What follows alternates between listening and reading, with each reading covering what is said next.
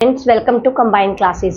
जैसे कि हमारे हरियाणा जीके के सेशंस चल रहे हैं, उसमें आज हमारा नया टॉपिक है वाइल्ड लाइफ सेंचुरीज, यानी कि हरियाणा में वाइल्ड लाइफ सेंचुरीज कितनी है। हरियाणा में टोटल 8 वाइल्ड लाइफ सेंचुरीज है। वाइल्ड लाइफ सेंचुरीज क्या होते हैं? वन्य जीव अभयारण्य। क्या मतलब होता है इसका? अभयारण्य, अभयारण्य। इसका मतलब क्या होता है? अभय। अभय मतलब बिना भय के। अरण्य मतलब घूम सकते हैं, विचरण कर सकते हैं जंगलों में। जिन जंगलों में जो जानवर है बिना किसी डर के जहां पे घूम सकते हैं, वो क्या होते हैं? वाइल्ड लाइफ सेंचुरीज, उन्हें बोलते हैं अभयारण्य। अब ये देखिए, अभयारण्य और नेशनल पार्क में भी थोड़ा सा डिफरेंस होता है। वो क्या? जो अभयारण्य होते हैं, इसमें ह्यूमन एक्टिविटी विद परमिशन हम कर सकते हैं, लेकिन उसके लिए हमें अपनी कागजी कार्रवाई करनी पड़ेगी और उसके लिए हमें लेटर रिटर्न में अथॉरिटी से साइन करवाना पड़ेगा। जब जाके हम इन अभयारण्यों में, जैसे बारिश के दिनों में अपने जो खरपतवार उत्पन्न हो जाती है, उसके लिए हम अपनी गाय, भैंस, भेड़, बकरियां उनको चरा सकते हैं, चारागाह के रूप में यूज कर सकते हैं। लेकिन इस काम के लिए हमें क्या करना पड़ेगा? लेटर लेना पड़ेगा इन रिटर्न। लेकिन जो नेशनल पार्क होते हैं, नेशनल पार्क, यहाँ पे कोई भी ह्यूमन एक्टिविटी विद परमिशन और विदाउट परमिशन कोई भी ह्यूमन एक्टिविटी हम लोग नहीं कर सकते। अगर आप किसी नेशनल पार्क में एंटर करते हो तो वहां पर आपको खाली हाथ जाना है और वहां से खाली हाथ ही आना है। आपने वहां पे कभी किसी पेड़ की कोई टहनी गिर के, टूट के गिर भी गई है ना, उस गिरी हुई टहनी को भी आप उस नेशनल पार्क के बाहर नहीं ला सकते।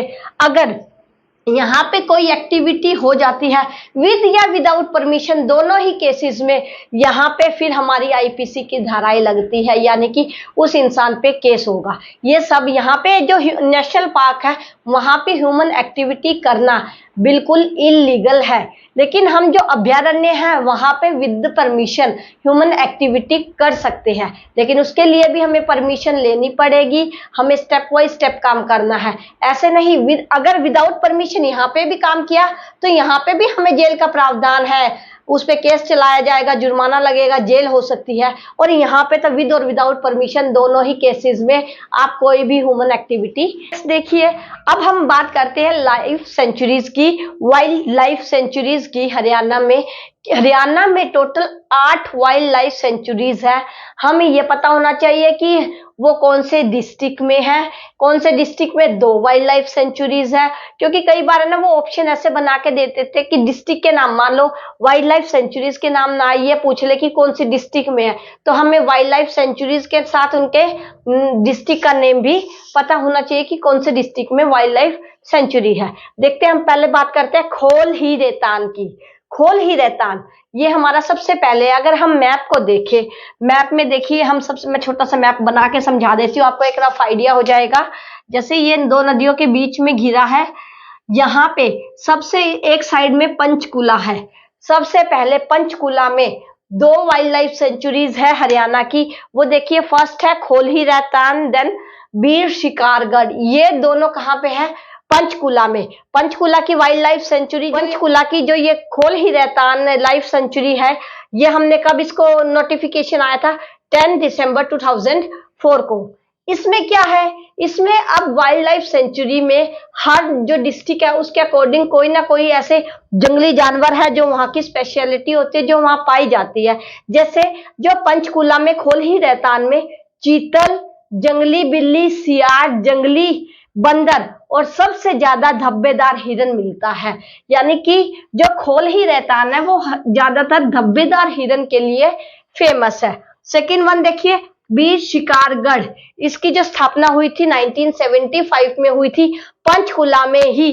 और जो ये चीतल, जंगली बिल्ली, धब्बेदार हिरन, सियार और जंगली बंदर, ये सब वीर शिकारगढ़ में, जो ये वीर शिकारगढ़ वाइल्ड लाइफ सेंचुरी है, इनमें भी ये जानवर पाए जाते हैं। क्योंकि दोनों का जो एरिया है वो बिल्कुल पास पास है, तो जो सेम जगह में 2 एरिया होंगे तो वहां पे जो जंगली जानवर है वो बिल्कुल सेम ही मिलेंगे। वहां इनसे एक्स्ट्रा कौन सा जानवर लेके जाएंगे।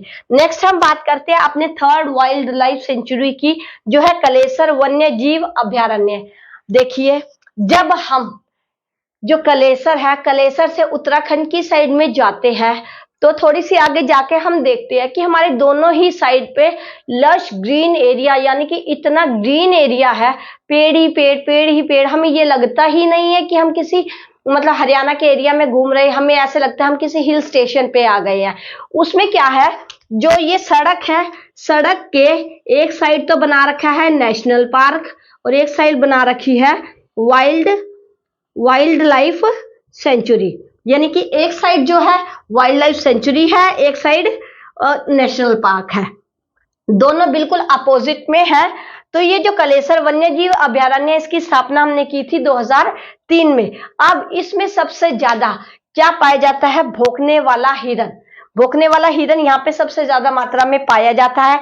इसके अलावा यहाँ पे जो पेड़ मिलते हैं वो साल के वृक्षों की अधिकता हमें यहाँ पाई जाती है। और एक सबसे इंपॉर्टेंट बात जो कलेसर के वन्यजीव में मिलता है, वन्यजीव अभयारण्य में, वो है सिंदूर का पेड़।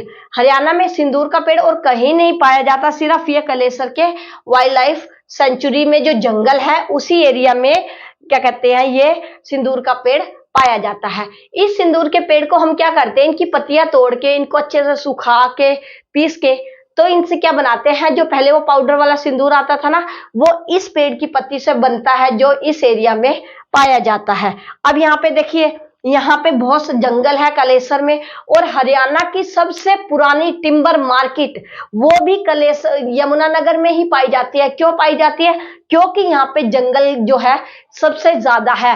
और जो हरियाणा के 3 सबसे बड़े जंगल है उनमें सबसे बड़ा एरिया जो है वो।